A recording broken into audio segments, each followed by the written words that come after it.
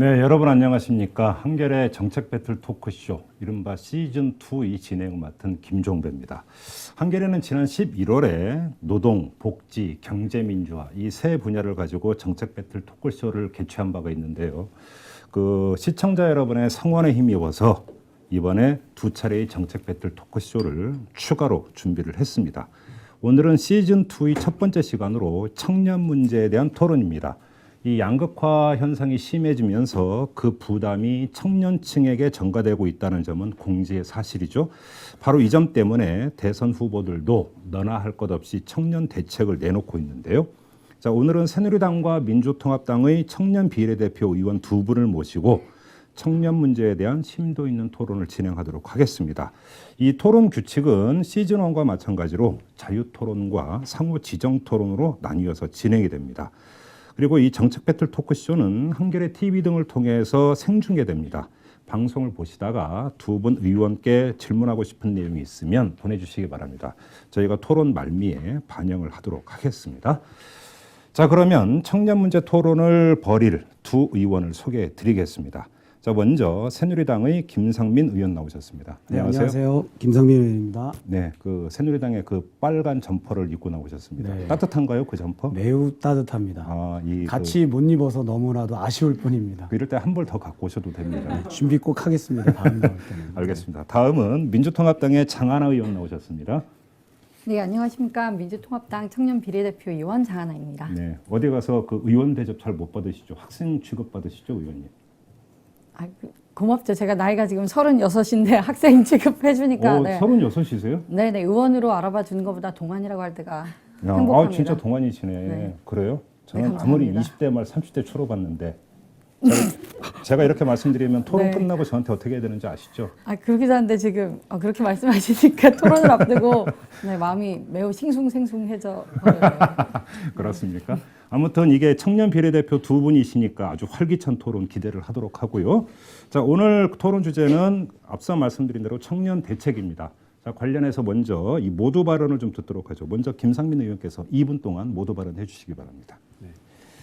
새누리당 김상민 의원입니다. 청년의 그 문제가 단순히 어떤 계층 간의 문제가 아닙니다. 지금 이 문제는 가족의 문제가 되어 있고 그리고 또 우리 시대의 문제가 되어 있습니다. 그래서 이것을 청년의 문제를 해서 계층과 세대 간으로 가르는 것만큼 청년 문제를 해소하는 데 문제가 일으킬 수 있는 것이 없다고 생각합니다. 청년의 문제, 가족의 문제, 세대의 문제 입장 속에서 가족이 행복하고 또 우리나라가 함께 대통합의 과정들을 갈 수 있는 중요한 첫걸음으로서 나아갈 수 있도록 새누리당과 또 박근혜 후보님이 함께 노력을 하고 있습니다.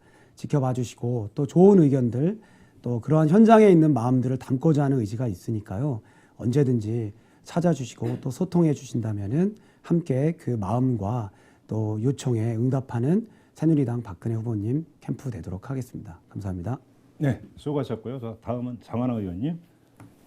네, 안녕하세요. 좀 아쉽지만 오늘은 청년 정책에 대해서만 이렇게 심도 깊게 얘기 나누는 시간이기 때문에 제가 짧은 시간이지만 우리 박근혜 후보와 문재인 후보 두 후보의 청년 정책만을 좀 비교해서 총평으로 시작을 해보겠습니다.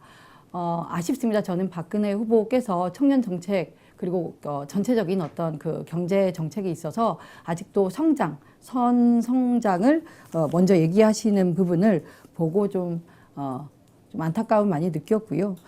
거기서 새로운 일자리, 새로운 성장 기반 창출해야 된다. 창조 경제론 이렇게 말씀을 하셨는데 역시 그 경제 성장이 우선이고 소득 소비가 증가해야 되고 그 다음에 일자리 창출 이런 그 기존의 어떤 프레임에서 벗어나지 못한 점이 아쉽습니다.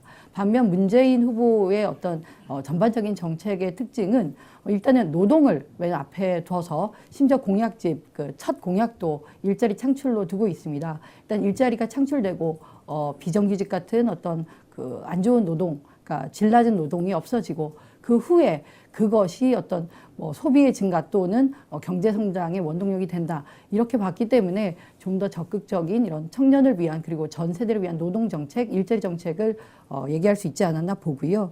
그런 면에서 좀 비교해서 봐주시면 두 캠프의 정책의 차이를 좀 더 명확히 아실 수 있지 않을까 이렇게 말씀드려 봅니다. 네.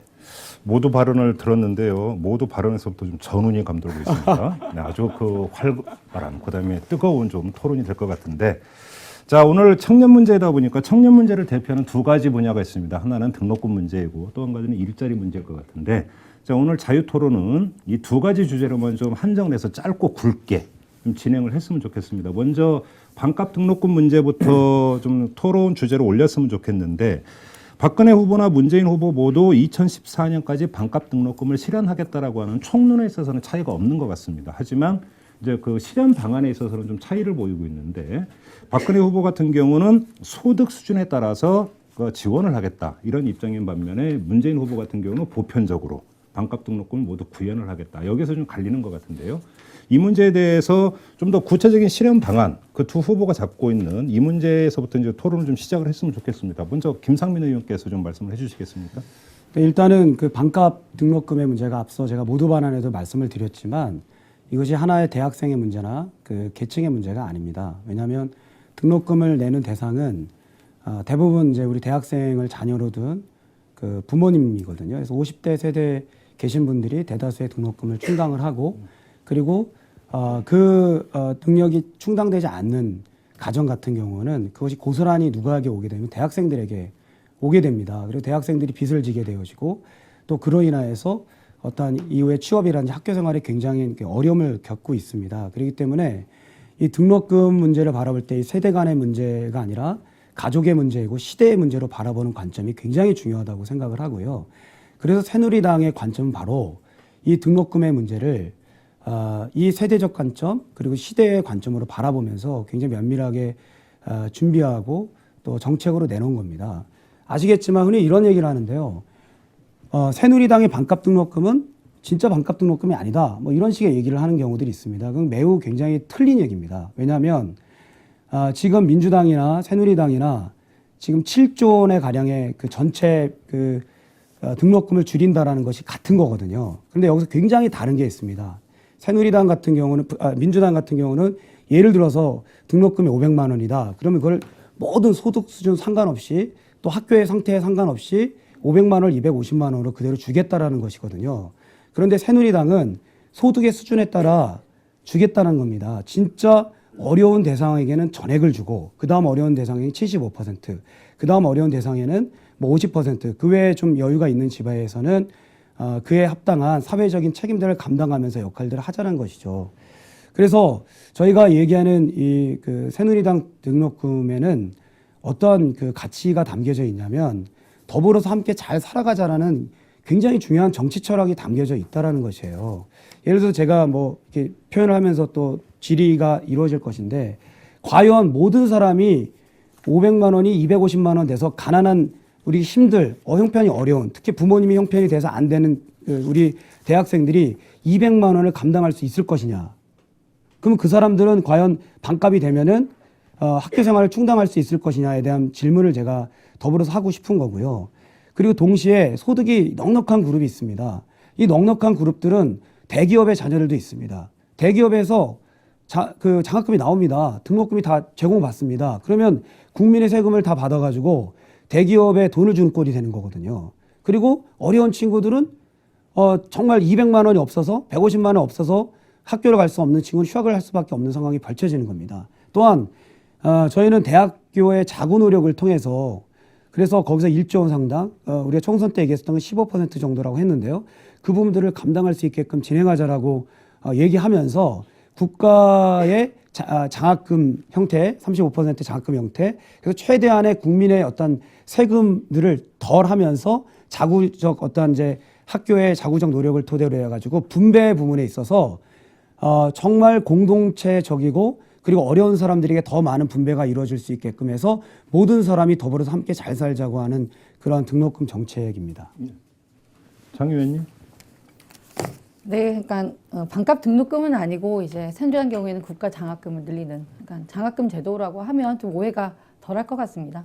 등록금이 반값되는 건 아니지 않습니까? 사실은 국가 장학금을 뭐 기존보다 획기적으로 늘려서 아까 뭐 여기 이게 오늘인가요? 박근혜 캠프에서 나온 자료인데 소득 1, 2분위는 전액 무상 이렇게 해서 그 층위를 든 것이죠. 잘 말씀하셨는데 일단 그 얘기 초입에 박근혜 후보가 얘기했던 그 국가 장학금 제도 그리고 문재인 캠프의 반값 등록금 제도가 소요 예산이 비슷하다고 하셨는데 그렇진 않고요. 이제 그 어떤 대학 등록금을 그 국가에서 어떤 제도적으로 지원하면서 재정 지출 소요액을 민주당의 경우는 뭐 한 6조 정도 바라봤고요. 뭐 5억 6천 이렇게 받고 지금 박근혜 후보께서는 한 4조 정도 그러니까 금액이 한 1, 2조 차이 나는 것 같습니다. 소요 금액은 오히려 전체 반값 등록금 시행하는 게 좀 더 들긴 합니다. 사실은. 그래서 하고 또 지적하신 부분에 대해서 답변을 하자면 예컨대 반값 등록금, 반값이 된 아까 250만 원도 힘들어하는 그 아까 1, 2분위 경우는 어떡하느냐. 근데 반값 등록금을 하여도 기존에 학교에서 지급하던 뭐 장학금들이 없어지는 거 아니고요.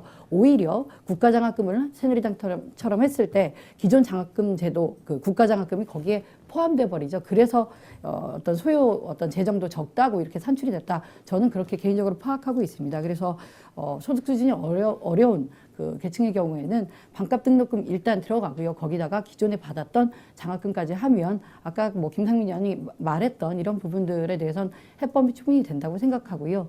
이게 무상급식, 무상보육대하고 똑같은 얘기입니다. 있는 사람도 왜 지원하느냐. 근데 이거는 되게 좀 철학적인 문제기도 한데요. 어떤 그 교육의 권리라던가 이런 것들. 그러니까 지금 무상급식을 교육의 일환으로 보고 사실 그때 서울시장 그러니까 교육감 선거 때나 계속 얘기가 됐는데 어떤 교육을 받는다는 거 우리 국민의 권리 헌법에 보장된 기본권으로서 얘기가 되는 것이고 사실 교육이 점차적으로 완전한 무상으로 가는 것 그리고 평생 교육까지 담보해 내는 것이 전 대한민국 헌법에 담겨 있는 철학이라고 생각을 하기 때문에 당장 내년에는 국공립대학을 반값을 하고 14년에는 모든 대학의 사립까지 반값을 한다. 이런 문재인 후보와 그 어떤 박근혜 후보의 그 국가장학금을 늘리는 부분은 저는 비슷하지 않고 정말 그 좀 뭐랄까 철학적으로 너무 다른 어떤 국가관과 어떤 그 헌법에 대한 뭐 아니면 또 우리 국민들의 기본권에 대한 어떤 입장 차이가 좀 저는 완전히 반영돼 있다. 그렇게 좀 생각을 하는 편입니다. 자, 여기서 좀 논점이 하나 도출이 된 것 같은데요. 지금 장하나 의원께서 지적하신 문제는 이런 문제였습니다. 대학 등록금이 500만 원이라고 가정을 할 경우에 등록금 고지서에 찍혀 나오는 500만 원이라는 숫자는 변함이 없다. 근데 그거를 국가가 장학금 형태로 지원을 해주기 때문에 실 부담이 떨어지는 거와 아예 그 등록금 고지서에 찍혀 나오는 등록금을 반으로 떨어뜨리는 문제. 지금 이 그 근본적인 차이가 있다는 말씀 아니십니까? 예, 그게 근본적인 차이고 그래서 저희는 이제 박근혜 후보께서 반값 등록금, 그러니까 심리적인 반값 등록금 얘기도 한번 하셨는데요. 반값 등록금이라는 표현보다는 국가 장학금을 확대한다 이렇게 해서 좀. 근데 그렇게 본다면 문재인 캠프 쪽에 좀 여쭤보고 싶은 게 지금 등록금은 자유화되어 있지 않습니까? 네. 그러면 그 정부가 어떻게 나서서 등록금, 명목 등록금은 그러니까 반으로 줄일 수가 있는 거죠? 그 방안이 어떤 겁니까? 그러니까 지금 등록금 뭐 상한제도 도입하나, 그러니까 또 하나의 차이를 제가 말씀드리고 싶네요. 네. 그러니까 박근혜 후보의 뭐 제가 공약만 받고 구체적인 실현 방안을 뭐 들어볼 수는 없었는데 일단은 국가장학금을 늘린다고 했지 어떤 법제화가 뒤따르는 내용들이 그 등록금 공약에 포함이 안 돼 있었고요. 저희 경우에는 그 좀 제가 맨날 헷갈리는 부분인데 교육, 고등교육 그 재정교부금법 네. 그래서 GDP의 1% 정도를 어떤 고등교육 비용으로 늘 쓰도록 하는 이런 법제화 하나 하고 아까 등록금 상한제 이런 것들도 법제화를 해서 좀 어떤 그 강제성 또는 그 노력조항이 아니라 의무조항으로 하는 부분들이 이 시험 방안에 들어있고 제가 확인한 바로는 박근혜 후보 공약에는 이제 국가장학금을 그렇게 늘린다 하지만 거기에 따른 어떤 법제화나 뭐 이런 것들이 안 표현돼 있어서 저는 김상민 의원님께도 그 점을 약간 확인하고 싶기도 합니다. 그 부분은요. 일단은 철학이 다르죠. 아까 철학에 대한 예시를 하셨을 때부터 말씀을 드리겠습니다. 지금 민주당의 그 반값 등록금 정책에는요. 굉장히 민주당이 그동안 말해왔던 철학과 이율 배반적인 얘기들이 너무 많습니다. 반값 등록금을 왜 하냐면요. 고지서에 500만 원, 250만 원 했다라는 것들 표시내려고 하는 게 아닙니다. 핵심이 뭐냐면 정말 형편이 어렵고 그리고 또 정말 재정이 없어서 그 고통당하는 그런 어려움에 있는 사람들이 이 반값 등록금을 통해서 자신의 미래와 또 과정들이 해결될 수 있게끔 돕기 위해서 지금 정치권이 시대의 요청과 이 가정의 문제를 끌어안은 거라고 보는 거거든요. 그러니까 국민의 신음의 소리입니다. 신음의 소리는 그게 포퓰리즘처럼 보이기식 쇼를 하라는 얘기가 아니라 진짜 어려운 곳에 국가 재정을 투입하라는 얘기입니다. 그리고 그것이 공정하고 공평하게 하라는 얘기거든요. 새누리당 말씀하신 것처럼요. 등록금 말씀하신 것처럼 가장 어려운 축에 전액을 줍니다. 이게 당연한 거죠. 아니 정말 집에 수입이 100만 원밖에 없고 그리고 또 100만 원도 안 되는 집인데 어떻게 200만 원 그리고 또 300만 원을 낼 수가 있습니까? 이 사람들이 돈이 없다는 이유로 학교를 못 다니는 것이 고통스럽기 때문에 반값 등록금이 나온 것이지 반값 등록금에 대한 요청의 근본은 액수를 500에서 250으로 줄이라고 얘기한 것이 아닙니다. 이렇게 어렵고 고통스러운 사람들을 위해서 정치권이 그리고 또 국가에서 노력하라고 얘기한 것이거든요. 그래서 어려운 사람들에게 전액이 되는 것은 그게 마땅한 것이라는 거고요. 아까도 말씀드렸지만 아니 왜 대기업에서 그 대기업에 다니는 자녀들 같은 경우는 대기업에서 그 전액 그 장학금을 지원을 합니다. 그런데 그 비용을 왜 국가에서 내려줘서 국민의 세금으로 대기업에 돈을 갖다 줍니까? 이게 말이 되는 정책이 아니죠. 그다음에 또 하나 뭐냐면 훨씬 더 친기업적인 뭐냐면 당에서 그런 아니 얘기를 지역적인 하시는 사고가 아니라 이거는 분이세요. 철학의 문제예요. 뭐냐면 우리가 좀 가진 사람이 좀 고통을 분담하자는 겁니다. 그래서 그거는 부자 감세 같은 거 안 하시면 되죠. 부자 새누리당이 그런 얘기를 하시니까. 그거는 지금 앞뒤가 안 박근혜 맞고 후보 이율 배분 넣은 게 그 박근혜 당이죠. 후보의 정책과 다른 반값 거고요. 잘 등록금 보세요. 얘기 어느 당이 지금, 먼저 했습니까? 지난 4, 5년 동안 안 한 거 새누리당이잖아요. 지금 하지 않습니까? 지금은 하는데 더 좋은 걸로 좀 국민의 자성도 있어야죠, 목소리에서 새누리당이. 한다라는 겁니다. 자성이 뭡니까? 자성은 결과로 내놓는 거예요. 말을 하는 것이 아니라 진짜 국민의 피로 속에서 나온 것들을 해내는 것이 그게 자성이죠. 이명박 그게 소통이죠. 정부가 반값 등록금 공약만 하고 지금 지난 이명박 정부에서 하나도 실현 안 한 점에 대해서 새누리당은 자성을 합니까? 이명박 정부가 잘못했으니까 국민의 심판받는 거 아닙니까?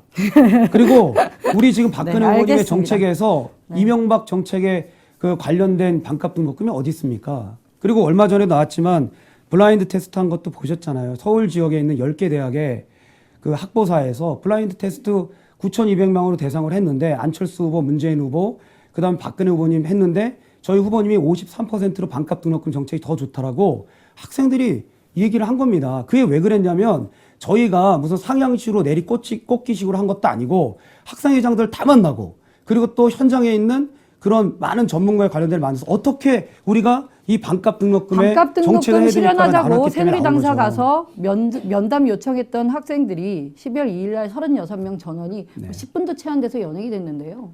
대선 기간에 학생들이 반값 등록금 관련해서 정당에 가서 얘기를 하자는데 연행이나 시키고 있는데 이런 이율배반적인 그 당의 태도가 뭐라고 이해해야 됩니까? 그러면 제가 말씀드리겠습니다. 네? 저희는요, 전 개인적으로 또 그리고 그리고 저는 국민의 목소리 반값 등록금 요구하는 학생들한테 1억 6천만 원 벌금 폭탄 지난 6년 새에 했고요. 그래놓고 그래서 이명박 정부는 심판을 받는다. 마치 새누리당은 책임이 없는 것처럼 그리고 박근혜 후보는 당시 새누리당과 전혀 관련 없는 사람인 것처럼 얘기하는 것 자체가 얼마나 많은 청년들의 지금 분노를 자아내는지 제가 좀 말씀을 좀 자성하시기 드리자면요. 바랍니다. 제가 요 부분에서 말씀드리겠습니다. 지금요. 이 방송을 듣고 있고 또 등록금이 없어서 학교를 못 다니는 학생은 과연 나에게 어떤 정책이 나의 현재를 해결하고 미래를 열 것인가에 대해서 관심이 있다는 겁니다. 특히 형편이 어렵고 힘든 사람들은요. 물론 연행되고 이런 것들은 굉장히 안 좋은 일입니다. 저도 굉장히 그분에 대해서 유감스럽고 심지어는 불쾌하게 생각합니다. 그런데 저의 관심사는 뭐냐면 어떻게 하면 어려운 친구들이 더 효과적이고 더 정확한 민심에 근거한 정책적 지원을 받을 수 있을 것이냐가 저에겐 더 큰 관심사입니다. 그 다음에 민주당에서 우리 지금 의원님께서 말씀하시는데 저는 민주당에서 얘기하는 그 반값 등록금에 대해서 절대적으로 동의할 수가 없습니다. 부자들에게 김상민 의원님이 제가 동의해 주실 필요는 말씀드리면 없고 그리고 또 하나 뭐냐면 반값 등록금을 저희가 새누리당이 지금 얘기하고 있는 총액에 있어서 7조 원을 똑같이 줄이자. 그리고 이것들을 분배를 더 힘들고 어려운 사람에게 많이 주고 그리고 여유롭고 좀 넉넉하고 좀 더 지원을 받는 팀에게는 적절하게 사회적 책임을 함께해서 우리가 다 같이 살고 함께 사는 사회를 만들자라고 그 의지를 표현하는 반값 등록금이 마치 그 대학생들을 위한 대상이 아니다라고 얘기하고 자신들이 주장하는 것만 반값 등록금이고 그리고 그것이 대학생들 위안을 얘기하는 것은 실체하고 다른 거죠. 어려운 사람들에게 지원을 안 해주는 반값 등록금이잖아요. 자, 여기서 잠깐만요. 제가 궁금한 거 한 번 묻겠는데요. 새누리당에서 그렇게 얘기하는 국가장학금 지원하는 부분, 거기에 재원은 어떻게 마련할 생각입니까?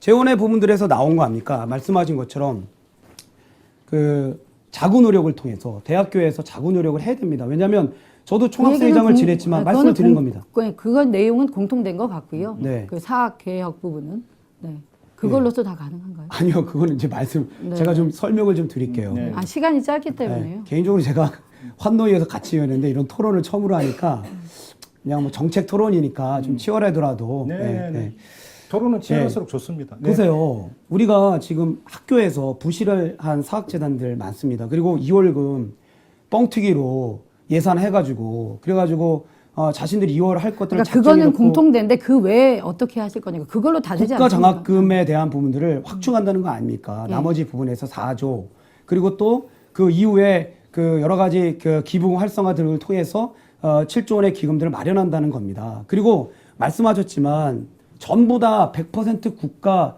세금으로 이루어지는 그 민주당의 그 재원 마련과 저희 재원 마련이 좀 다릅니다. 그렇잖아요.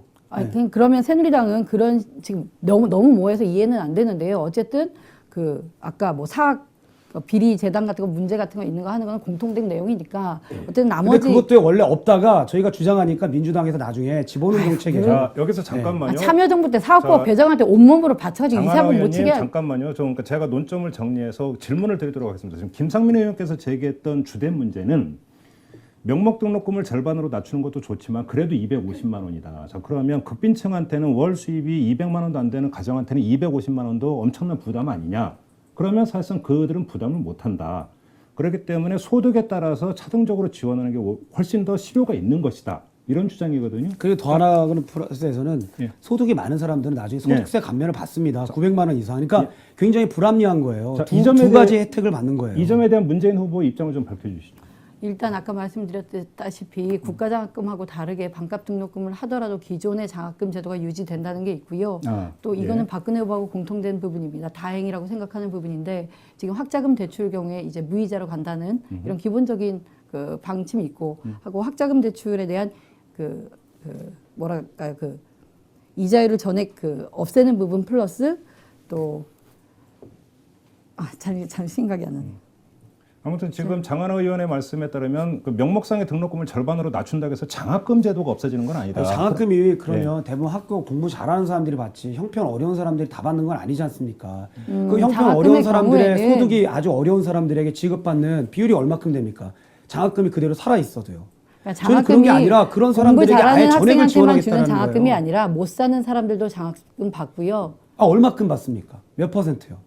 몇 %인지는 잘 모르겠습니다. 모르지 않습니까? 저는 모르는 게 아니라 원래 그렇게 많지 않습니다. 실제로 장학금의 형태들이 대부분 아무리 많아도 50%를 넘지 않습니다. 장학금의 형태들이 공부를 잘하는 사람들에게 대부분 나가는 게 많지 소득이 어려운 대상을 해서 주는 것은 그렇게 퍼센티가 높지 않습니다. 그렇기 때문에 그 하위에 있는 부분들에게 전액을 제공하고 그보다 어려운 75%를 제공해야지 우리 친구들이 희망을 갖고 대학을 다닐 수 있는 그런 기반을 잡을 수 있다라는 것이죠. 마음이 아픈 게요. 우리 친구라고는 좀 하지 마시고 자기의 소득을 증빙하기 위해서 초, 중, 고 계속 어떤 새누리당에서 얘기하는 소득 분야에 대한 거기에서 뭐 급식도 들어가고 뭐 여러 가지 비용들을 소득에 따라서 차등하자고 하면서 어릴 때부터 끊임없이 자기의 소득 수준을 어떤 증빙 자료를 통해 갖다 바치고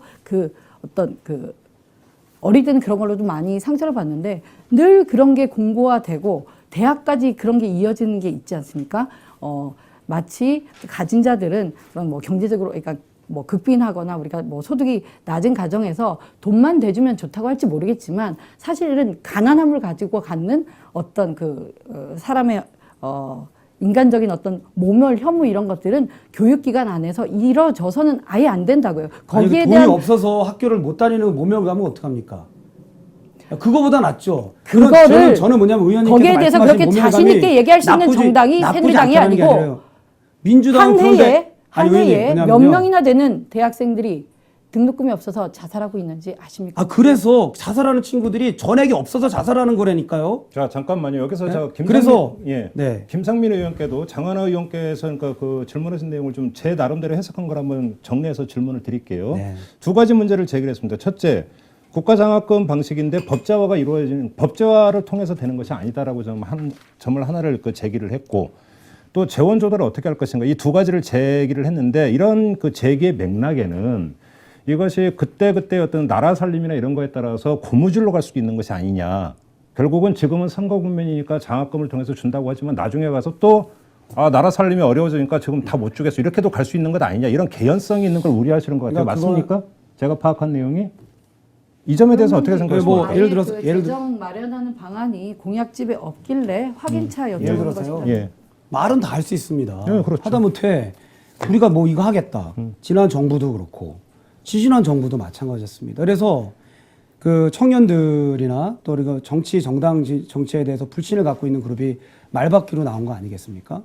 그렇게 따진다면은 뭐 이렇게 얘기해서 일단 정치적인 과정 속에서 우리 박근혜 후보님과 문재인 후보님을 좀 비교해 보겠습니다.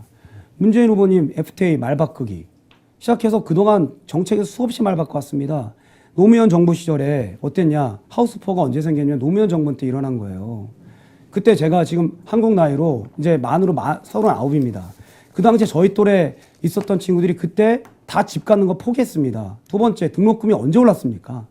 등록금 언제 올랐냐면은 노무현 정부 때 올랐습니다. 문재인 후보님이 비서실장 계실 때 그때 엄청나게 많이 올랐어요. 오히려 이명박 정부 계속 사람들이 욕을 하는데 전 이명박 정부에 대해서 찬성하지 않습니다. 제가 공개 방송이기도 하지만 근데 그때 등록금 올랐습니까? 별로 오르지 않았어요. 실제로 오르던 건 노무현 정부 때 올랐고요. 그때 얘기했던 게 뭐였냐면은 서민을 위한 정당 되겠다고 했는데 서민 다 어렵게 하고 강남 부자 그리고 재벌과 연대에서 비판받은 거 다 얘기한 거 아니겠습니까?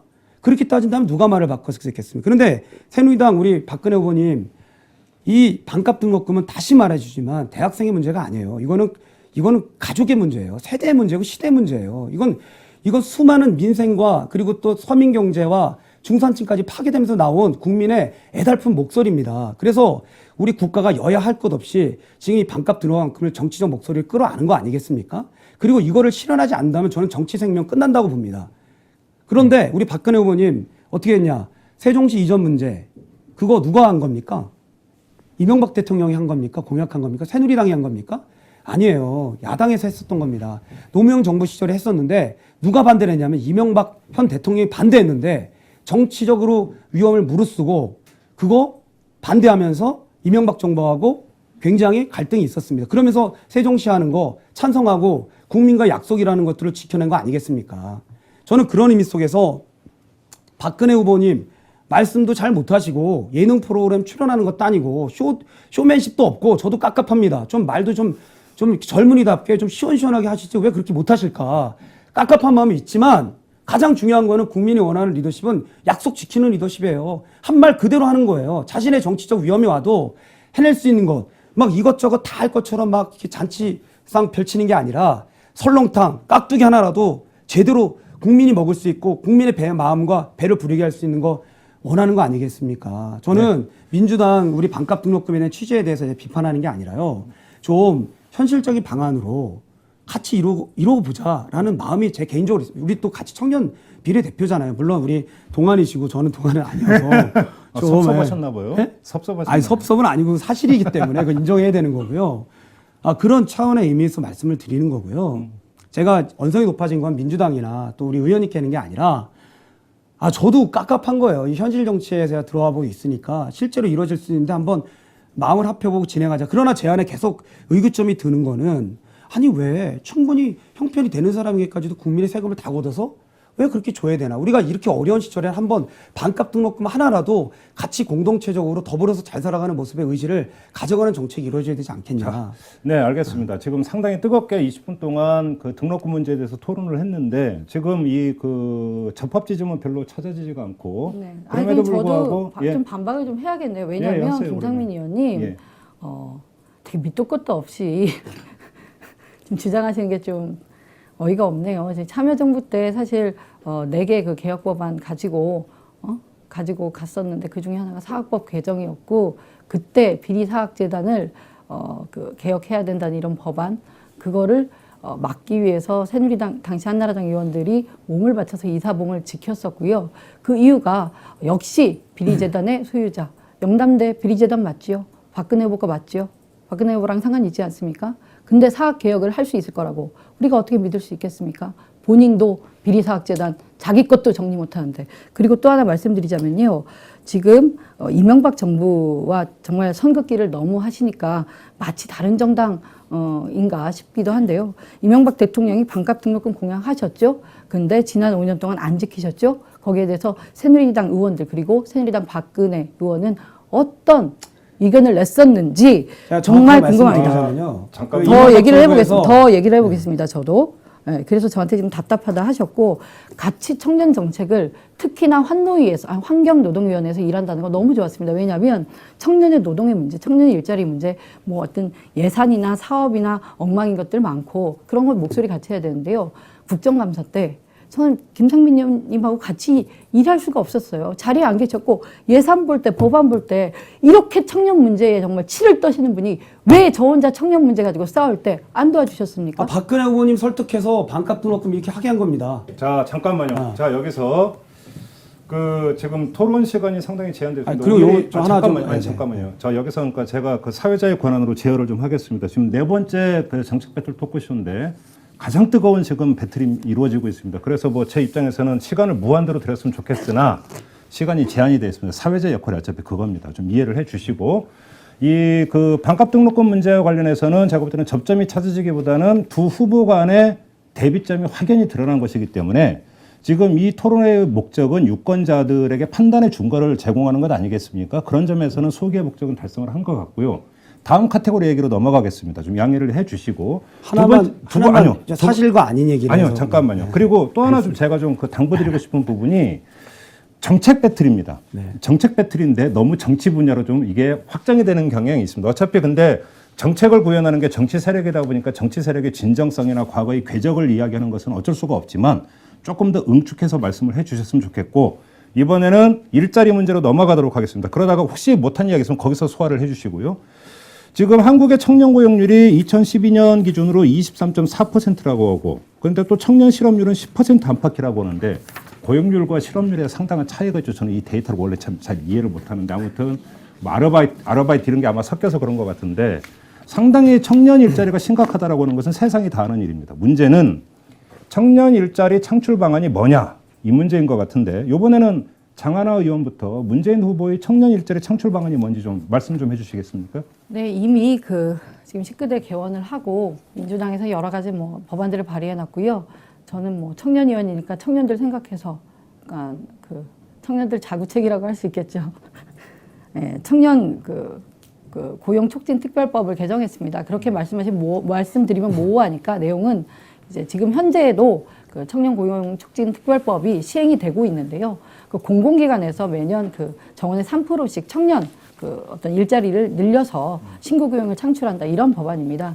근데 그게 노력 조항으로 되어 있어서 그런 게 아니라 의무 조항으로 반드시 하도록 그래놓고 나중에 공공기관 평가 때 1년에 한 번씩 어떤 부분도 공공기관 평가 항목에 넣어서 그러면 예산 배분이라든가 그런데 이제 이익 불이익이 있거든요. 공공기관에도.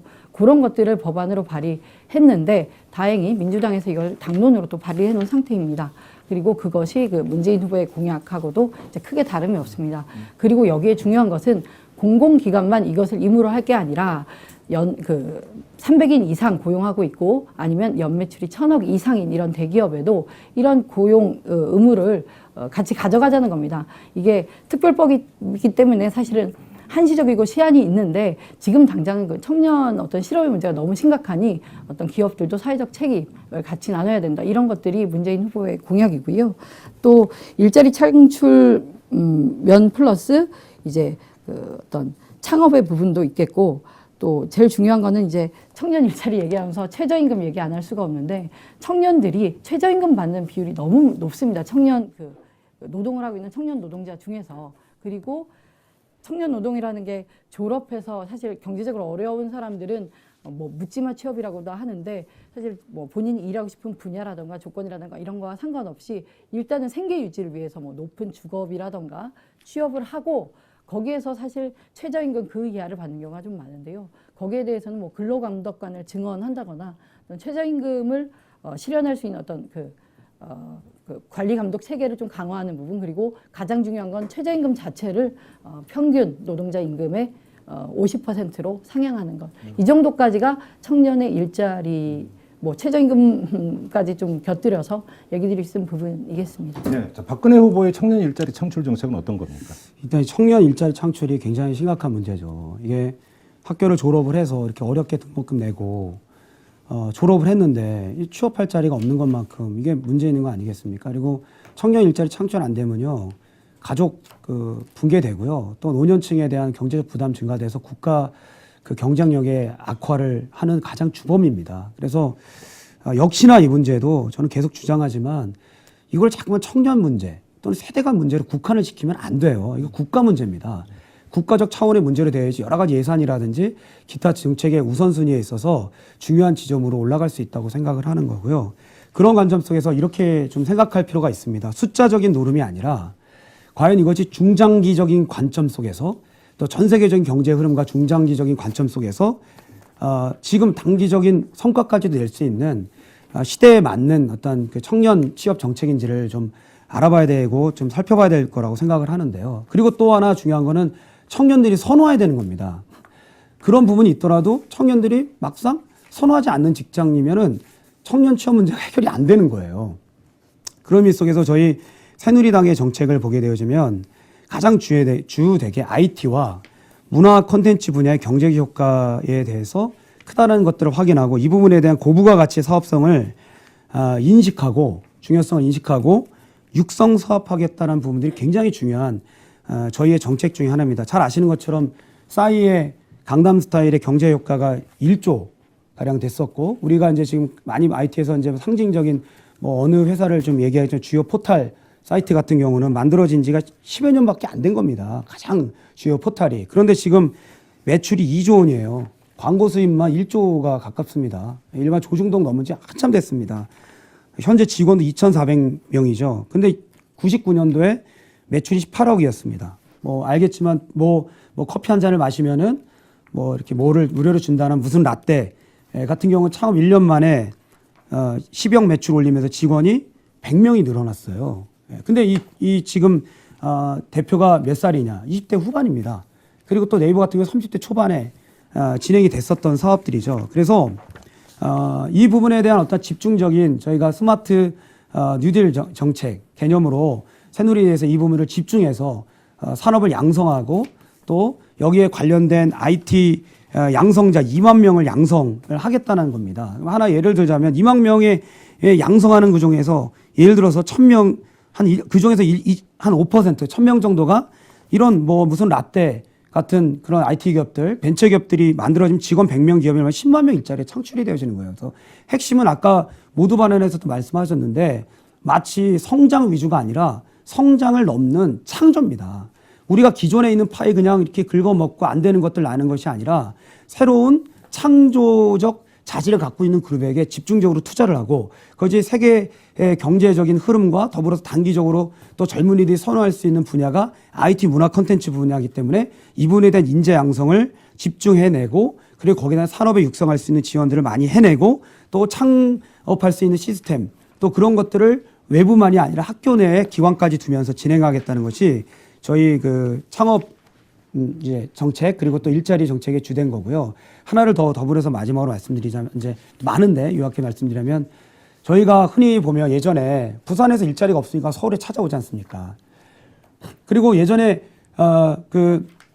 보게 되어지면 유학을 굉장히 많이 나가고 싶은데 해외 유학 정보가 없는 거예요. 그래서 못 나갔습니다. 지금 우리 사회를 보고 계시는 의원님도 그때만 해도 해외 유학 간 사람이 그렇게 많지 않거든요. 근데 요즘에 저희는 진짜 부잣집만 같죠. 네, 근데 또 그런 부분도 있지만 정보가 부족한 것도 많습니다. 그래서 저희가 K무브라고 경제 영토를 좀 확장하자는 겁니다. 부산에서 서울로 또 서울에서 전 세계로.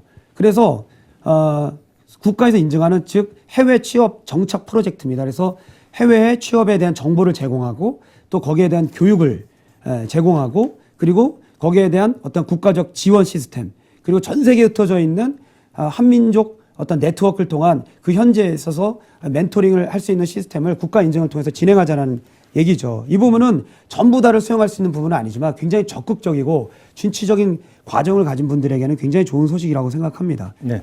자, 장한호 의원님, 지금 김상민 의원께서 크게 두 가지를 말씀을 하셨어요. IT와 문화 콘텐츠 분야를 육성을 해서 일자리를 창출하는 걸 유도를 하겠다 하나 하고, 해외 취업 정착 프로젝트를 가동을 해서 해외 취업의 길도 열어놓겠다. 이 크게 이제 두 가지로 말씀하셨는데 어떻게 평가를 하십니까?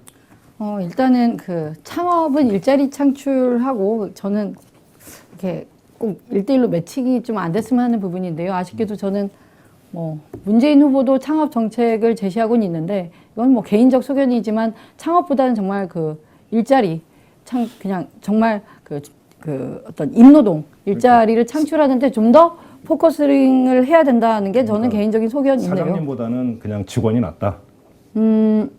사장이길 원하는 사람을 지원하는 건 좋겠지만 다들 사장님이 되라고 그거를 어떤 특히 일자리 창출의 주된 어떤 정책으로 가져가는 건 좀 힘들죠.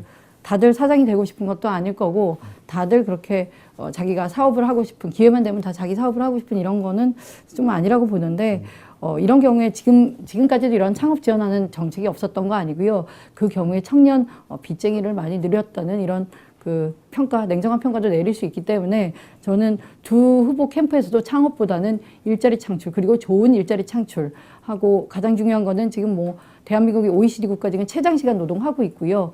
근데 뭐 현대차 같은 경우에도 뭐 지난 정부에서도 현대차 뭐 너무 노동시간 길기 때문에 줄여서 일자리를 더 많이 만들어라라고 말은 하는데 사실 대기업에 대한 어떤 강제력을 전혀 구사를 못하는 그런 아쉬움을 지난 정부에서 계속 보아왔고요.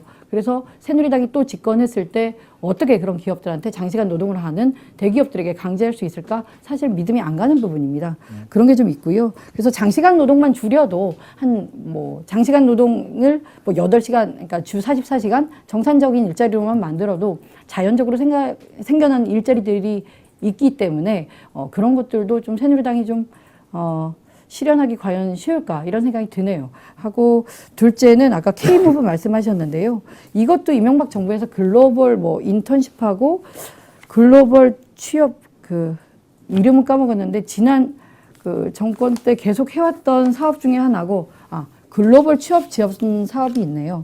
거기에 이번에 K무브는 글로벌 창업까지 아마 하나 더한 걸로 제가 알고 있는데 이거를 좀 바라보게 되면은 글로벌 인턴, 글로벌 취업이라고 해서 보기에는 번들어한데 내용을 보니까 국정감사 때 제가 감사원에 감사 청구까지 했는데요. 지금 많은 청년들이 가서 과일 따기, 과일 닦기, 고기 썰기, 식당 서빙 이런 일들을 하고 있습니다. 그리고 정부 여당에서 아니다. IT와 같은 고급 일자리도 있다고 했는데 그게 10%에 불과했습니다. 이거는 제가 어떤 글로벌 취업 지원 사업을 통해 외국에 나가 있는 정말 전수조사를 다 자료를 받아서 한 거기 때문에 여기에 대해서는 100% 확신드려서 말씀드릴 수가 있고요. 그래서 만약에 이 K무브가 지난 정권의 글로벌 취업 지원 사업에서 정말 이름만 바뀐 거라면 정말 아쉬움을 금치 못하죠. 오히려 청년 정책에 있어서 박근혜 후보나 새누리당이 창의성을 청년들한테 요구할 게 아니라 창의적으로 좀 청년 정책을 만들어봤으면 이런 좀 아쉬움이 남았습니다. 네, 그리고 김상민 의원께도 똑같이 장한호 의원께서 크게 두 가지를 언급을 하셨어요. 청년고용촉진법에서 고용률을 매년 3%씩 올려가는 것을 의무화하자.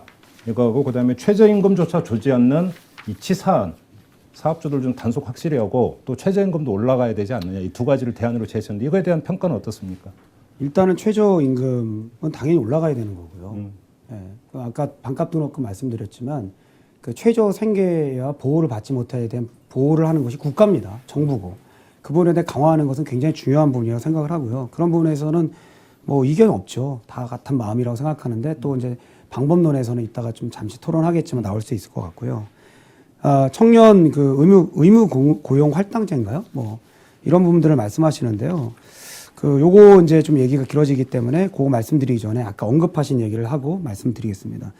저희가 창업만으로 마치 일자리를 창출하는 거로 얘기를 하시는데 그렇지 않습니다. 의원님. 뭐냐면 창업에 대한 부분들을 즉 파이를 키우는 개념으로 가는 데 있어서 창업을 적극적으로 그리고 현실적으로 지원하고 함께 하겠다라는 부분들이 있는 거고요. 가장 큰 거는 미래가치 산업 분야, IT와 문화 콘텐츠 이 분야를 파이를 키우겠다는 겁니다. 현재 그런 사업을 하고 계신 분들에게도 전폭적인 어떤 지원과 또 성장이 이루어질 수 있게끔 그리고 창조가 이루어질 계획을 돕겠다라는 것이고요. 함께 하겠다라는 거고요. 정부에서 지렛대 역할을 하겠다는 겁니다. 그럼을 통해서 고용 효과가 굉장히 높아질 수 있습니다. 그 제조업 같은 경우보다 이 IT나 문화 콘텐츠에 있어서의 고용 똑같은 대입 투비가 됐을 때 고용 효과가 훨씬 한 3, 4%가 높아지는 것은 잘 알고 계실 거라고 생각합니다. 그리고 또 이 산업이 전 세계적인 세계의 어떤 그 경제적 흐름과도 굉장히 일치하면서 글로벌한 그런 어떤 진출과 과정들도 해낼 수 있고 젊은이들이 진입하기가 굉장히 좋은 그리고 또 선호하는 일자리이기 때문에 그런 부분들을 제가 말씀을 드린 거고요. 최저임금에 관련해서 좀 말씀을 드리겠습니다. 저희 새누리당이 그 최저임금에 대해서 이제 그 갖고 있는 것은 지금 민주당 같은 경우는 최저임금을 50%로 이제 맞추자고 얘기를 합니다. 그죠? 네, 그렇죠. 2017년까지. 네, 그렇게 얘기하는데 이게 굉장히 사실 또 똑같이 반값 등록금처럼 만 원은 좋은데 이게 모순이 있습니다. 왜 그러냐면 그 최저임금이 평균임금이 100만 원이라 했을 때 그걸 최저를 50으로 하자, 50만 원 하자라고 하면은 이게 어떻게 되냐면 전체 또 비용에서 또 올라가게 됩니다. 그러니까 순환에 모순이 생깁니다. 요것들이 사실 도표를 그래서 드리려고 했는데 일단 요거는 뭐 지금 논점에서 제가 좀 이해를 못해서 다시 한 번만 말씀해 주시겠어요? 예를 들어서 예. 최저임금이 현재는 네. 그 평균 임금으로 하게 되어지면요. 네. 평균 임금에서 현재 최저임금으로 올려지는 거지 않습니까? 50%면. 그러니까 50이라는 숫자를 명시하게 되어지면 굉장히 적용에 있어서 어려운 점들이 생긴다라는 겁니다. 예를 들어서 임노동자 평균 임금의 50%가 최저임금이 된답니다. 요 부분은 그러면 제가 말하고자 논점 아니기 때문에 요구에 시간이 날 때 추가 질의에 진행하는 걸 하고요. 저희가 볼 땐 최저임금에서 혜택을 누리지 못하는 근로자가 190만 명입니다. 예. 그리고 이 최저임금 근로자의 98.8%가 중소기업에서 근무하고 있고요. 그리고 88.3%는 30인 미만 영세사업자에서 근무를 하고 있습니다. 이 얘기는 뭐냐면은 이 영세사업자의 사업자들이 예를 들어서 이 급격한 최저임금의 향상을 하게 되어지면은 어떤 그 결과가 나올 수 있는 우려점이 있게 되어지냐면은 많은 부자들은 괜찮은데 그 고용을 해고시킬 수 있는 가능성이 높아지게 되고 또 하나 어떤 문제점이 생기냐면은 이 고용주 사업자들이 자신의 생계조차도 유지될 수 않는 개념들이 되기 때문에 실현 가능성이 사실은 굉장히 감퇴될 수 있다라는 것이고요. 그래서 새누리당이 제가 말씀을 드릴게요. 요거까지 말씀드리세요. 최저임금을 인상하는 경제 성장률과 물가 성장률 그리고 기본으로 하고 소득 분배를 감안해서 플러스 알파로 추가하는 조정을 하자라는 겁니다. 이게 더 현실적으로 진행될 수 있다라는 것이죠. 네, 한번 의견을 좀 들어보고 싶습니다. 네, 새누리당에서 그 경제 성장률에다가 물가 상승률을 더하고 소득 분배 조정분을 더한다. 제가 소득 분배 조정분이 뭔지는 뭐 그거 잘 이해가 안 되는데 어쨌든 그 플러스 알파 부분이 그거겠죠. 근데 그대로 계산을 하면 그 현재 지금 이명박 정부 들어서 1년에 한 5% 정도 최저임금이 올랐고 내년에도 마찬가지로 그 정도밖에 오르지 않게 결정이 되어 있는데 지금 경제 성장률과 물가 상승률을 합하면 현재 그 많아야 한 6% 정도? 그러니까 지금하고 별로 현행하고 상관이 없는 이 계산법하고 현재 문제가 있다고 여겨지는 최저임금 상승폭하고 좀 차이가 없다. 그러니까 현행에서 유지되는 그런 아니다. 그렇게 평가를 할 수가 있겠고요. 비교를 하자면 참여정부 때는 그 매년 최저임금 인상률이 10% 가까웠습니다. 9에서 10% 그런 차이가 있었기 때문에 뭐 민주당이 지금 평균 임금의 50% 달성한다. 2017년까지 이 목표는 예전처럼 1년에 지금보다 한 10% 정도의 어떤 최저임금을 상향하다 보면 2017년에는 임노동자 평균임금의 반까지도 최저임금이 가지 않겠나 이런 현실적인 아니라고 좀 얘기를 드리고 싶고요. 또 아까 전에 그 영세 상인 그러니까 되게 걱정을 그렇게 하시는 것 같아요. 반값 등록금 얘기하실 때는 정말 그 등록금 뭐 반이 된 등록금도 부담되는 아까 뭐 목숨을 잃고 있는 여기에 포커스를 하면 반값도 많다. 또 아까는 최저임금을 올리면 영세 상인 최저임금이 올라가는 대로 그 임금을 주다 보면 가게를 꾸리기에도 힘든 이런 영세 상인들을 좀 걱정을 하셨는데 그렇기 때문에 뭐 경제민주화 얘기가 거기에 같이 가는 것 같고요. 중소상인하고 골목상권 살리자는 이런 논의들이 지금 현재 19대 국회에서도 활발히 이루어지고 있는데 그런 법들에 대해서 동의하지 않고 있는 새누리당이 어떻게 이런 이율배반적으로 그런 그 영세상인이나 중소 그 어떤 업체들을 걱정하고 그것 때문에 최저임금을 올려서는 안 된다. 또 핑계를 삼는지 그러니까 같이 그 국회에서 일하는 어떤 의원으로서는 좀 의문스럽죠. 제가 말씀드리는 건요. 저는 최저임금을 올리자는 거에 대찬성이라는 겁니다. 그런데 계속 말씀드리지만 현실적으로 상황들이 잘 고려돼야 된다는 것이죠. 그렇기 때문에 예. 중소상인이나 영세업자들을 살리기 위해서 뭐 대기업의 어떤 말씀하신 것처럼요. 의원님 말씀하신 것처럼 지금 영세사 그 30인 이하, 5인 이하 이런 데가 영세사업자입니다. 골목 상권에 있는 사람들입니다. 네. 네, 그런 걸 살리기 위한 법안에 동의하지 않고 있고 그런 게 아니에요. 매일 신문에 나고 있는데 아니라고 하시면 예를 어떡합니까? 들어서 현실적으로 보자는 거예요. 3인 이하에 그 뭐 이렇게 뭐 배추도 파시고 그냥 골목 상권에서 이렇게 종업원 몇 명 두고 일하고 있습니다. 그분들이 지금 다 죽어간다고 하고 있습니다. 네, 그래서 대형 할인마트 같은데 뭐 네. 영업시간도 규제하고 이런 또 중소상권 살리기 위한 법안들을 제가 새누리당이 논의를 합의하지 않고 있지 않습니까? 그건 논점에서 좀 벗어난 얘기를 좀 여기서 그래놓고 중소기업이나 영세상인들을 걱정한다는 거 얘기하니까 말이 안 맞는 거죠. 자, 장 의원님, 그다음에 김 의원님 전부 다 잠깐 그 하시고요. 제가 사회자 직권으로 이렇게 토론을 진행하다가 각각 한 분께 보강 질문 하나씩만 드리도록 하겠습니다. 먼저 김상민 의원께 좀 그러니까 드리고 싶은 질문이 IT 문화 콘텐츠 분야를 육성을 한다고 말씀을 하시지 않습니까? 근데 이걸 가지고 그런 지적이 있었어요. DJ 정부 때 벤처 육성 정책이 있었습니다. 그랬죠. 네. 근데 그래서 벤처 대박의 꿈이 나중에 벤처 쪽박으로 간 거 다 아시죠? 네. 오히려 그것이 실업자를 어마어마하게 양산했던 것. 그럼 그거와 뭐가 다른 거죠? 한 짧게 한 1분 이내로 좀 답변을 좀 해주십시오. 네, 일단은 그때 이제 가장 핵심은 이제 그 공적 자금이 투입되고 또 그리고 많은 지원들이 이루어지면서 굉장히 뭐를 해도 도덕적 회의들이 이루어졌지 않습니까? 그래서 뭐 이렇게 사업 계획서만 내면은 정부의 지원금을 받는다. 뭐 이런 식으로 해서 굉장히 뭐 술잔치, 강남에서 뭐 술잔치를 통해서 뭐 이렇게 정치하듯이 정치만 잘하면 된다. 뭐 이런 식까지 나오면서 실제적으로 경쟁력 있는 그 과정들이 이제 기업들이 잘 나오지 않았습니다. 그런데도 불구하고 그런 어떤 부작용이 있었음에도 불구하고 그런 과정을 통해서 우리 한국 사회 IT라든지 또 아까 초반에 말씀드렸던 그 훌륭한 IT 기업들이 만들어졌지 않습니까? 그래서 지금 굉장히 약 한 300여 좀 한 250개 넘는 그런 IT 기업들 벤처 기업들이 실제로 고용 인원과 매출을 따지면 삼성전자 다음입니다. 저는 그때 그 부작용도 있었지만 굉장히 중요한 그 한국 사회 벤처의 문화들을 형성하는데 중요한 과정이 있었다고 생각을 하는 거죠. 알겠습니다. 네. 자, 그다음에 장하나 의원께도 여쭤보고 싶은데 그 청년 고용률을 그 증가를 이제 의무화하자고 말씀하셨는데 공공부문부터 하자고 했습니다. 네. 자, 그런데 지금 공기업 같은 경우는 부채가 어마어마한 걸 잘 알고 계시지 않습니까? 그러면 청년들의 고용률을 의무적으로 올리다 보면 두 가지 문제가 발생했습니다. 하나는 공기업의 재정을 악화시킬 수가 있고 그 문제를 피하기 위해서 공기업에서 어떤 편법을 쓸 수가 있냐면 기성 직원을 기존에 있는 직원을 잘라내버리는 이런 그 편법이 나올 수도 있다는 우려가 제기될 수 있는데 이거에 대해서도 검토해 보셨습니까? 그러니까 공기업하고 공공기관이 좀 차이가 있는데요. 네. 공공기관에 만약에 그 청년 고용을 하게 되고 사실 뭐 더 인원 확충이 필요 없다는 거는 사실은 공공기관으로서는 할 수 없는 얘기입니다. 이윤 창출이 아니라 국민의 삶의 질이라든가 국가 운영에 필요한 일을 하는 것이기 때문에 더 많은 일자리가 생겨나고 그것들이 다시 국민들에게 환원된다는 기본 그 어떤 그 배경이 있고요. 지금 부채 부분이 이제 공공기관의 경우는 일자리 늘리게 되면 뭐 기재부에서 어떤 거기에 따른 예산 배분이라든가 이런 것들이 들어가야 될 부분이기도 하고 공공기관에서 3%를 안 지키는 데가 지금 이미 법제화되어 있는데 노력 조항으로 돼 있어서 안 지키는 거지 이 기존에 그런 법이 아예 없는 게 아니라 기존에도 3%는 현실적으로 할 만하다고 현행법입니다. 근데 이게 의무조항으로 둬서 실효성이 없던 부분을 노력조항으로 가는 부분이기 때문에 여기에 있어서 만약에 문제가 있다면 그 기존에 있는 현행법의 3%를 줄이거나 없애는 이런 얘기가 벌써 나왔을 거라고 봐지는 거죠. 알겠습니다.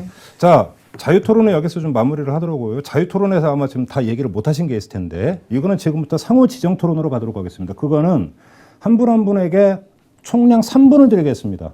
3분 그래서 상대분에게 뭐 그게 공세적 질문이든 진짜 몰라서 팩트 확인차 하는 질문이든 상관이 없는데 주도권을 가지시고 질문을 하고 하는데 총량 3분이라는 시간은 좀 지켜주십시오. 시간이 지금 많이 오버가 됐습니다.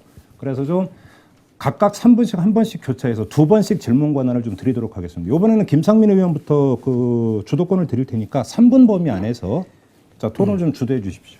질문 답변이 합쳐서 3분이 되는 건가요? 시간이 그러니까 좀 최대한 압축해서 엑기스만 뽑아서 말씀해 주시기 바랍니다. 자, 시작하시죠. 네. 아까 말씀하신 것처럼 청년 고용 의무 할당제에 있어서 공기업 하자는 거에 대해서 동의를 하고요. 또 새누리당도 그렇게 진행을 하고자 하는 것이 의무화할 방침입니다. 매년 3%씩요. 그런데 이제 문제는 사기업에도 그렇게 진행하자고 하는데 저희는 그것이 과연 실효성 있고 실제적일까 의구심이 들거든요. 네. 왜냐하면 장애인 의무 고용제도 알고 계시죠. 청년 고용 의무 마찬가지로 장애인 고용 촉진을 해서 1991년에 시행됐습니다. 그런데 지금 어느 정도 지켜지는지 아세요? 대기업 10곳 중에서 7군데가 장애인 의무 고용률이 미달입니다. 심지어 정부에서는 몇 개 정부 청사나 이런 관련돼서는 아예 한 명도 고용하지 않은 데가 있습니다. 네. 이거 어떻게 생각하세요? 지금 장애인 고용에 대해서 아니 그게 아니라 이게 과연 사기업에 이걸 한다고 해서 말은 좋지 과연 지켜질 것 같냐라고 말씀드리는 겁니다. 지금 여기서 미준수 기업에 분담금을 부과한다는데요. 그렇죠. 그렇게 됩니다. 장애인 의무 고용제도도요.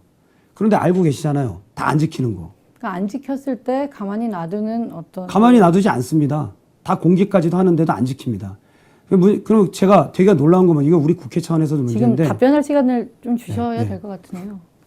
예, 지금 사기업에도 그런 의무를 가져야 된다. 이게 벨기에에서 로제타 플랜이라 그래서 사실은 청년 일자리 문제에 고민을 하면서 많이 나왔던 부분인데 지금 벨기에가 아직까지 시행하고는 않지만 청년 실업이 너무 극에 달했을 때 이런 사회적 책임들을 기업이 지자 이렇게 됐던 부분이고 지금 일자리를 민간 부분에서도 3%씩 늘리는 부분 얘기하고 있는데 그 외에 아까 말씀드렸지 않습니까? 장시간 노동하고 있는 특히 대기업부터 여력이 되는 데부터 저희 민주당의 관점하고 새누리당의 관점의 차이가 거기 있는 것 같은데 지금 저희는 대기업들이 고용 창출할 여력을 갖고 있다는 어떤 현실 파악 안에서 그럼에도 불구하고 장시간 노동이라던가 이런 걸 통해서 일자리 창출을 안 하고 기업 이윤만 높이고 있다 이런 어떤 현실 인식이 있는 것 같고 그에 비해서 새누리당은 아직 기업도 어렵다는 관점 성장을 위해서는 지금 기업이 그렇게 일자리를 창출하거나 이렇게 좀 힘들다는 관점 여전히 좀 있는 것 같고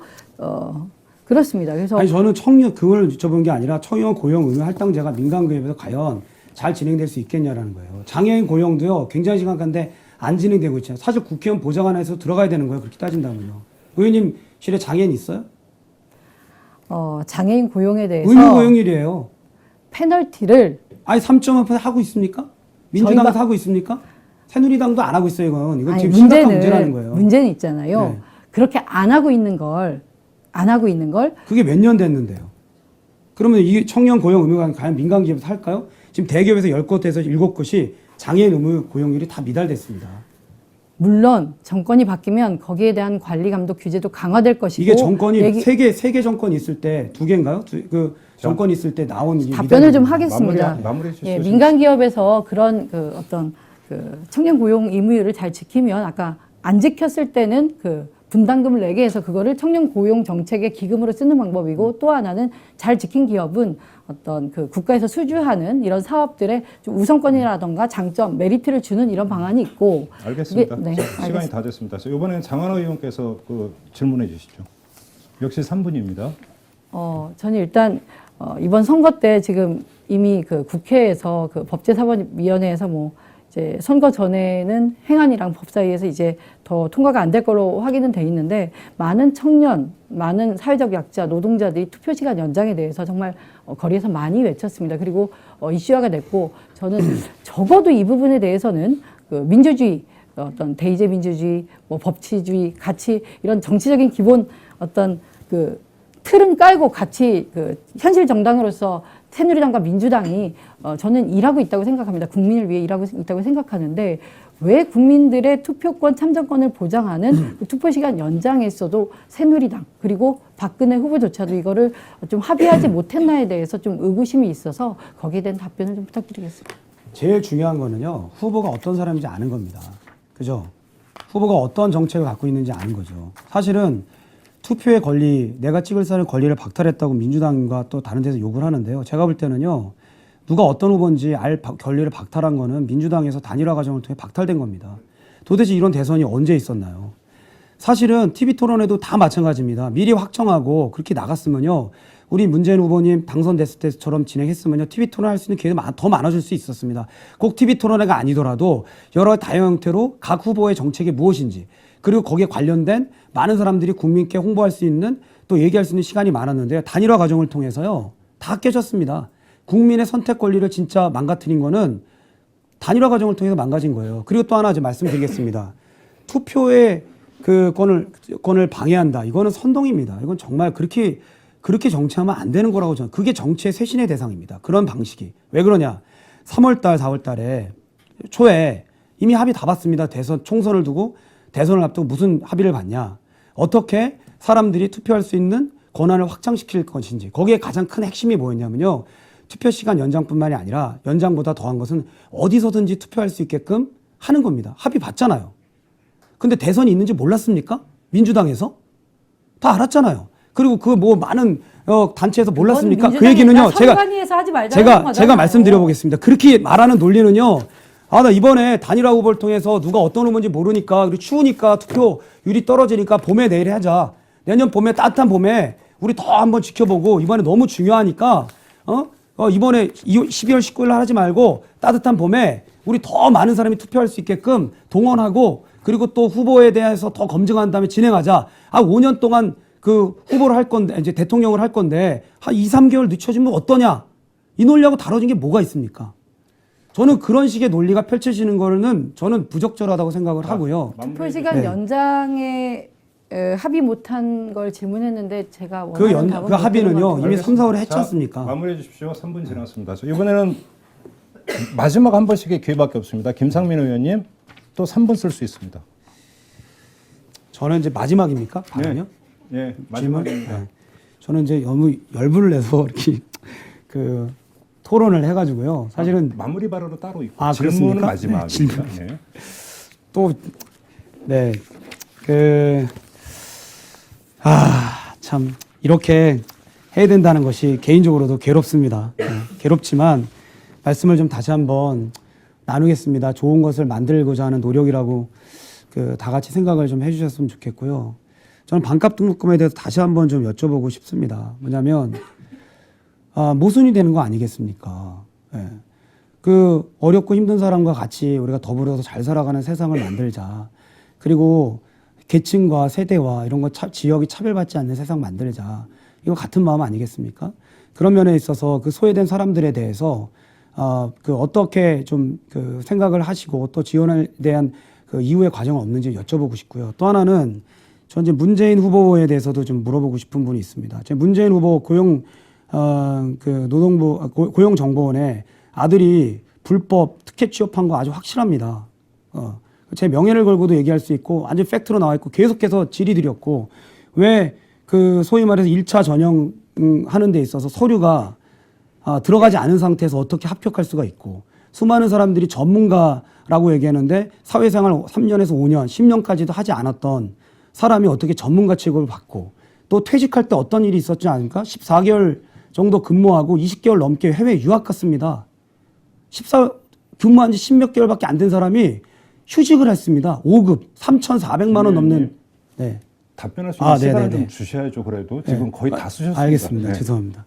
아니 과연 그런 거야말로 공정한 사회가 아니고 그리고 나와서 퇴직금은 14개월치가 아니라 30 몇 개월치를 다 받았습니다. 이게 특혜가 아니면 뭐가 특혜예요? 자, 장 의원님. 예, 문재인 후보 아들 취업권을 지금 제가 김상민 의원님이 거기 전문가입니다. 대가세요. 왜냐하면 국정감사 때 그것만 한 포인트 질문하고 딴 건 안 하고 가셨는데 늘 뭘 하셨는지 모르겠어요. 그건 사실하고 다르죠. 그거 속기록을 보시면은 알고 이 자리에서 일단 답변을 좀 들어주시죠. 네.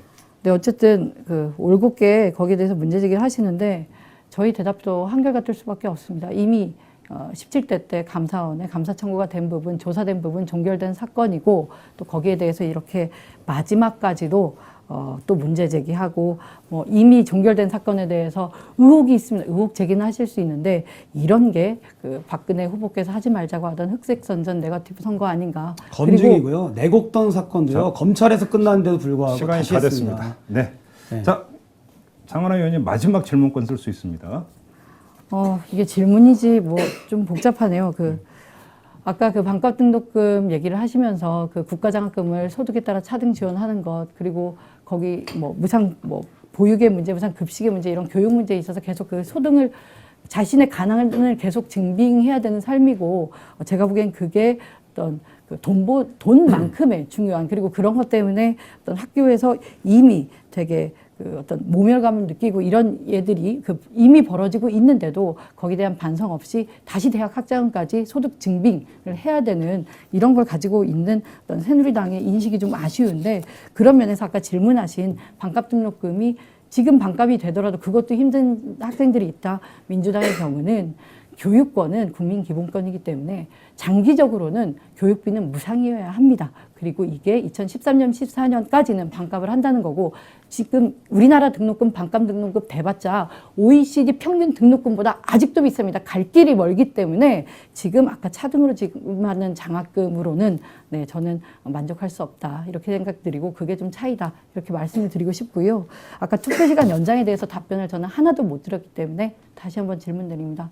투표시간 3시간 연장하자고 했는데요. 새누리당이 합의 못한 이유가 무엇일까요? 하고 박근혜 후보는 왜 침묵해야 됐을까요? 아니, 저는 그러면요. 그 논리는요, 굉장히 부당한 논리입니다. 이미 대선이 뭐 있는지 모르고, 그리고 또 총선이 있는지 몰랐다면 모르는데요. 다 알고 그때 합의 본 거 아닙니까? 그때는 언제 말하고 그때가 어떤 합의를 말하나요? 개인적인 합의가 아닙니다. 그냥 누군가 하나의 선언이 아니라 각 원내대표가 전체 의원이 합의를 본 내용입니다. 그거를 그때가 또 바꾸는 언제고 겁니다. 그게 어떤 합의 바로 내용인가요? 민주당이 유리하는 방식에 따라서 바꾸는 방식으로 하기 때문에 저는 그거야말로 정치 쇄신의 그 대상이라고 보는 거예요. 그렇게 진행하는 게요. 그거 어떻게 믿습니까? 사실 확인 그리고 하나 더 또 하나 말씀을 아까 드리자면 어디든지 국민의 투표할 수 선택 있는 투표소 기술적으로 가능한데 뭐 아직 뭐 재원이 안 된다, 아니면은 국민 전체 그 선거인단 명부를 그 데이터에서 하는 게 안 된다, 납득이 안 가는 이유로 그 제도를 실현하지 않은 거는 이런 우리 정당이 제도 실현을 안 한 거는 안 한 거는 내년에 정당이 하자. 결정한 게 아니라 중앙선관위에서 그렇게 얘기를 했고 내년에 하자라고 네. 그렇게 얘기한 겁니다. 그래서 그렇기 때문에 그 책임 어떻게 물으실 거예요? 어떤 책임 말씀이세요? 단일화 과정을 통해서 이번 대선이 오늘 정책 한겨레 선거나 TV 토론 나오시는데 한겨레 일면을 보셨는지 모르겠지만 엄청난 그 어떤 그 선거 방송의 편파성 이런 것들이 오늘 한겨레 일면이었고요. 거기에서는 그 새누리당 또는 박근혜 후보가 그렇게 잘안 아니 저는 묻고 싶은 거예요. 단일화 후보가 누가 될지 몰라가지고 계속 국민이 혼동하고 자, 그래서 그 전에 마무리 충분히 선택할 수 있는 권한이 박탈된 그 권한에 대해서는 도대체 어떻게 민주당이 얘기할 수 있겠냐라는 거예요. 그리고 두 대선 후보가 나와서 단일화하는 게 어떻게 그 정당에서 두분다 마무리해 주십시오. 자, 그 선거방송 편파성 얘기인데 지금 이 토론은 별로 편파적이지는 않죠? 두 분? 네, 그렇습니다. 그러시죠? 한겨레에서 발표한 기사였으니까 여기서 그러면 안 되겠죠. 알겠습니다. 진짜로 토론이 충분히 발언 기회를 드리고 진짜로 끝을 볼 수 있는 한번 토론이 됐으면 좋겠는데 항상 문제는 시간 제한이 문제입니다. 요즘 두 분이 양해를 해주시고요. 자, 이제 막바지 왔습니다.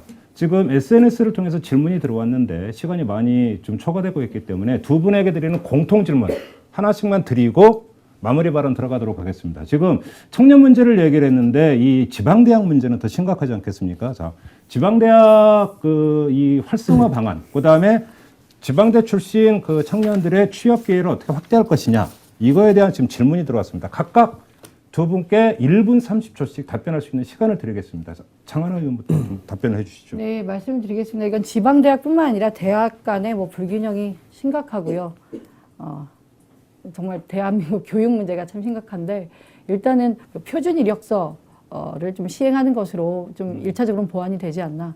현재 기업들이 그 학생들을 죄송합니다. 그 청년들을 모집을 하면서 그 이력서라는 게 이제 제출해야 되는 자료 같은 것들이 기업마다 너무 다 다르고 심지어 공공기관도 그런 형편입니다. 그렇기 때문에 일단 출신 대학이라던가 뭐 학점이라던가 그 사람의 어떤 영어 점수라든가 이런 데이터들 중에 꼭 필요하지 않은 부분, 심지어 뭐 성별이 될 수도 있겠고요. 아버지 직업도 있고.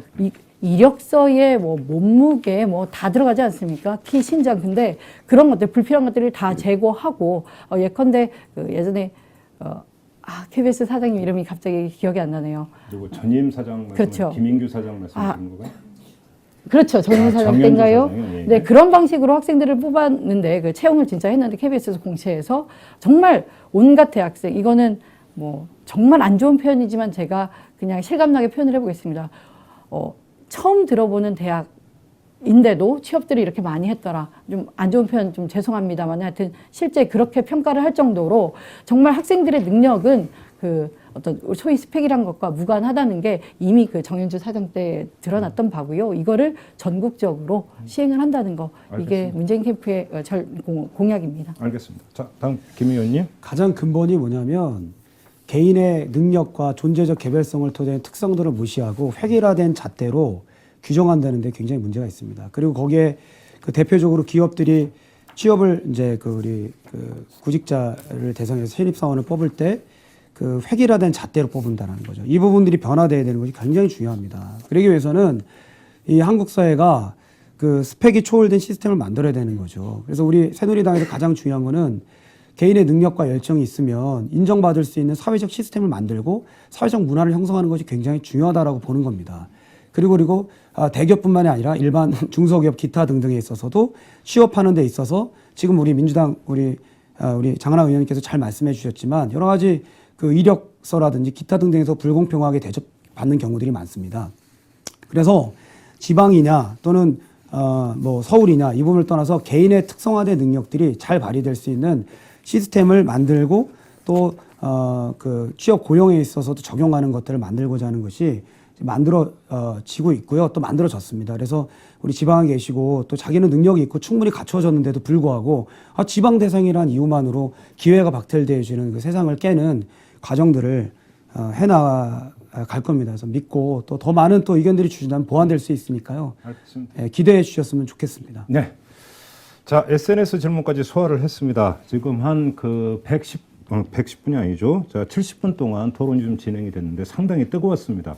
그래서 진짜 그 시간을 좀 진짜 왕창 늘려갖고 한번 끝을 봤으면 어땠을까 싶은 개인적인 소망은 있는데 그랬다고 제가 제작진한테 혼납니다. 그래서 지금 여기서 사실은 또 한 10분 정도 초과가 된 건데 자, 이번에 이제 마지막 순서입니다. 마무리 발언만 남겨놓고 있는데요. 자, 모두 발언을 김상민 의원께서 하셨기 때문에 자, 마무리 발언은 장하나 의원부터 시작을 하도록 하겠습니다. 2분 드리겠습니다.